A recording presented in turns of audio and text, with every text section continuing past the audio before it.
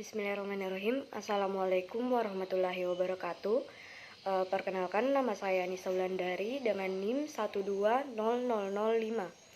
Saya merupakan salah satu mahasiswi di Prodi Teknologi Pendidikan semester 3 di Universitas Muhammadiyah Bone. Di sini saya akan membuat video. Video ini bertujuan untuk memenuhi salah satu tugas mata kuliah saya, yaitu mata kuliah model-model pembelajaran. Yang pertama yang akan saya bahas di sini yaitu mengenai sejarah singkat model pembelajaran kooperatif tipe Jigsaw. Model pembelajaran kooperatif tipe Jigsaw di sini pertama kali dikembangkan dan diuji cobakan oleh Elliot Aronson dan teman-temannya di Universitas Texas pada tahun 1971, kemudian dipublikasikan pada tahun 1978. Nah, pada awalnya tujuan dari penelitian ini yaitu untuk mengurangi rasa kompetisi dan masalah ras yang terdapat di salah satu kelas yang berada di Austin, Texas. Nah, pada tahun 1971, Aronson dan teman-temannya menciptakan Jigsaw dan mencoba untuk menerapkannya di dalam kelas. Eksperimen ini terdiri dari membentuk kelompok pembelajaran atau kelompok Jigsaw, di mana tiap pembelajar tergantung kepada anggota kelompok masing-masing untuk mendapatkan informasi yang diperlukan untuk lulus dalam ujian. Nah, tanpa memandang ras, maka digabungkanlah mereka menjadi sebuah grup atau sebuah kelompok, dan mereka wajib untuk bekerja sama di antara anggotanya agar mencapai suksesi akademik. Nah, ketika dibandingkan dengan kelas-kelas lainnya atau kelas-kelas tradisional lainnya, di mana pembelajar-pembelajar bersaing secara individu, kelas ini dapat menunjukkan diskriminasi yang lebih rendah, timbulnya rasa percaya diri, dan prestasi akademik yang meningkat. Akhirnya usaha keras dari Aronson dan teman-temannya ini berhasil mencapai sukses. Kemudian metode Jigsaw ini diadaptasi oleh Slevin dan teman-temannya di Universitas Johns Hopkins. Kemudian yang akan saya bahas berikutnya atau materi kedua yaitu penerapan model pembelajaran kooperatif tipe Jigsaw. Nah, pada model pembelajaran kooperatif tipe Jigsaw terdapat kelompok ahli dan kelompok asal. Kelompok asal yaitu kelompok induk siswa yang beranggotakan siswa dengan kemampuan, jenis kelamin, dan latar belakang keluarga yang berbeda. Kemudian yang kedua, kelompok ahli yaitu kelompok siswa yang terdiri dari anggota kelompok asal yang berbeda, ditugaskan untuk mempelajari dan mendalami topik tertentu dan menyelesaikan tugas-tugas yang berhubungan dengan topiknya. Kemudian dijelaskan kepada anggota kelompok asal. Kelompok ahli di sini merupakan gabungan dari beberapa ahli yang berasal dari kelompok asal. Menurut Elliot Aronson, pelaksanaan kelas Jigsaw meliputi 10 tahap, yaitu yang pertama, membagi siswa ke dalam kelompok Jigsaw yang terdiri dari 5-6 orang. Kemudian, yang kedua, menugaskan satu orang siswa dari masing-masing kelompok sebagai pemimpin. Umumnya siswa yang menjadi pemimpin di sini yaitu yang dewasa dalam kelompok itu. Yang ketiga, membagi pelajaran yang akan dibahas ke dalam 5-6 segmen. Yang keempat, menugaskan tiap siswa untuk mempelajari satu segmen dan untuk menguasai segmen mereka sendiri. Yang kelima, memberi kesempatan kepada para siswa untuk membaca secepatnya segmen mereka setidaknya sebanyaknya 2 kali, agar mereka terbiasa dan tidak ada waktu untuk menghafal. Yang keenam, membentuk kelompok ahli dengan satu orang dari masing-masing kelompok Jigsaw bergabung dengan siswa lain yang memiliki segmen yang sama untuk mendiskusikan poin-poin berlatih presentasi kepada kelompok Jigsaw mereka. Nah, ketujuh, setiap siswa dari kelompok ahli kembali ke kelompok Jigsaw mereka. Kedelapan, meminta masing-masing siswa untuk menyampaikan segmen yang dipelajari kepada kelompoknya dan memberi kesempatan kepada siswa-siswa yang lain untuk bertanya.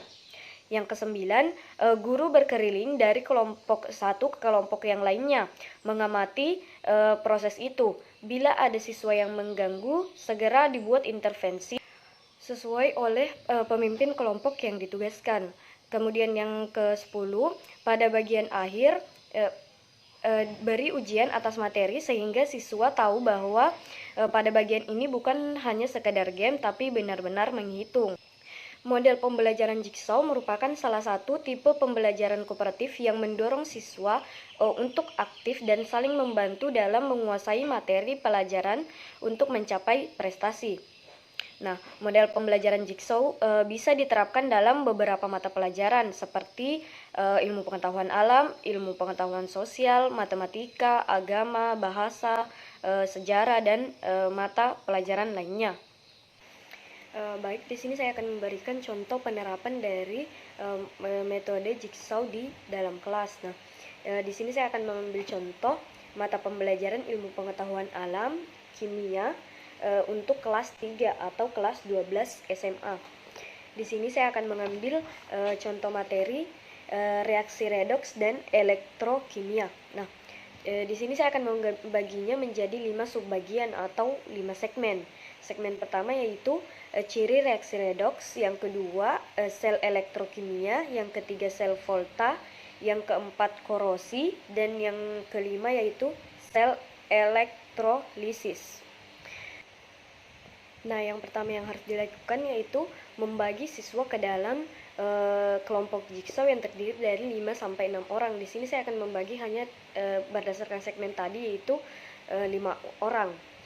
Kemudian yang kedua, menugaskan 1 orang siswa dari masing-masing kelompok sebagai pemimpin. Umumnya ini yang paling dewasa dalam kelompok. Nah, ketiga, membagi pelajaran yang akan dibahas ke dalam 5 segmen. Nah, itu tadi yang saya sebutkan. Sel reaksi redoks, tidak kelihatan, sel elektrokimia, sel volta, korosi, dan sel elektrolisis. Kemudian setelah membagi pelajaran yang akan dibahas ke dalam 5 segmen, selanjutnya yang dilakukan yaitu menugaskan tiap siswa untuk mempelajari 1 segmen dan untuk menguasai segmen mereka sendiri. Nah, yang berikutnya, memberikan kesempatan kepada para siswa itu untuk membaca secepatnya segmen mereka sedikitnya 2 kali agar mereka dapat terbiasa dan tidak ada waktu untuk menghafal segmen mereka sendiri. Nah, kemudian membentuk kelompok ahli dengan 1 orang dari masing-masing kelompok jigsaw bergabung dengan siswa lain yang memiliki segmen yang sama untuk mendiskusikan poin-poin utama dari segmen, kemudian berlatih presentasi kepada kelompok jigsaw mereka.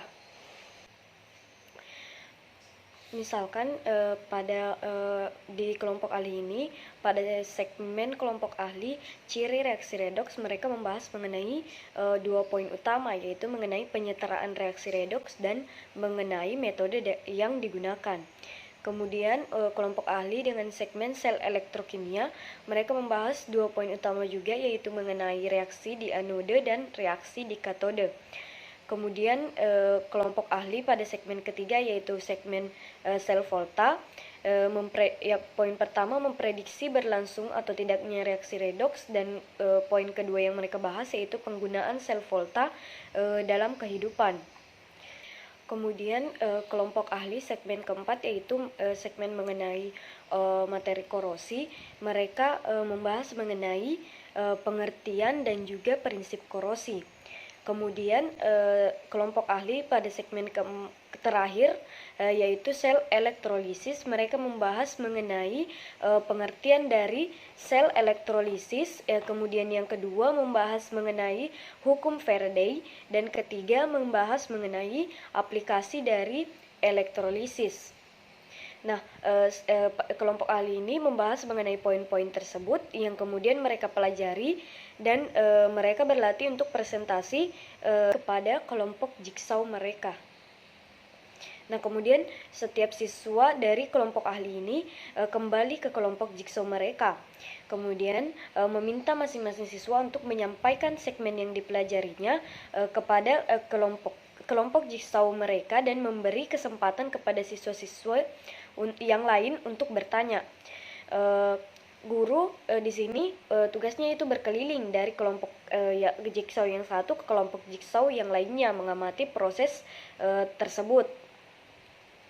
Kemudian pada akhir bagian atau pada akhir pembelajaran, guru memberikan ujian atau memberikan evaluasi atas materi yang telah siswa-siswi ini pelajari dari kelompok jigsaw mereka.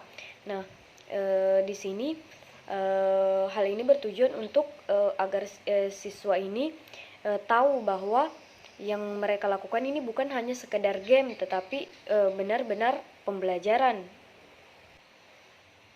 Nah, kemudian yang akan saya bahas berikutnya atau pembahasan terakhir saya yaitu mengenai kelebihan dan juga kekurangan dari model pembelajaran kooperatif tipe jigsaw. Yang pertama yaitu mengenai kelebihannya. Ibrahim mengemukakan kelebihan pembelajaran kooperatif tipe jigsaw di sini ada 4, yaitu yang pertama dapat mengembangkan tingkah laku kooperatif atau kerjasama. Kemudian yang kedua, menjalin atau mempererat hubungan yang lebih baik antar siswa. Kemudian poin ketiga, dapat mengembangkan kemampuan akademis siswa. Dan yang keempat atau poin terakhir yaitu siswa lebih banyak belajar dari teman mereka dalam pembelajaran kooperatif. Selanjutnya yaitu mengenai kekurangan dari model pembelajaran kooperatif tipe jigsaw. Menurut Wina Sanjaya, kekurangan pembelajaran kooperatif tipe jigsaw yaitu yang pertama, keadaan atau kondisi kelas yang ramai sehingga membuat siswa bingung dan pembelajaran kooperatif tipe jigsaw merupakan pembelajaran baru. Kemudian yang kedua, jika guru tidak meningkatkan agar siswa selalu menggunakan keterampilan kooperatif dalam kelompok masing-masing, maka dikhawatirkan kelompok akan macet. Kemudian poin ketiga, siswa lemah dimungkinkan menggunakan atau menggantungkan diri kepada siswa yang lebih pandai.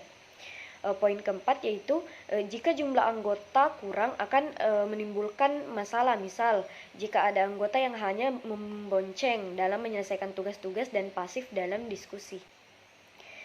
Kemudian membutuhkan waktu yang lebih lama, apalagi bila keadaan ruang belum terkondisi dengan baik sehingga perlu waktu merubah posisi yang dapat juga menimbulkan gaduh, serta butuh waktu dan persiapan yang matang sebelum model pembelajaran ini bisa berjalan dengan baik. Baik, itulah tadi materi yang dapat saya sampaikan. Lebih dan kurangnya mohon dimaafkan. Wabillahi taufiq wal hidayah. Wassalamualaikum warahmatullahi wabarakatuh.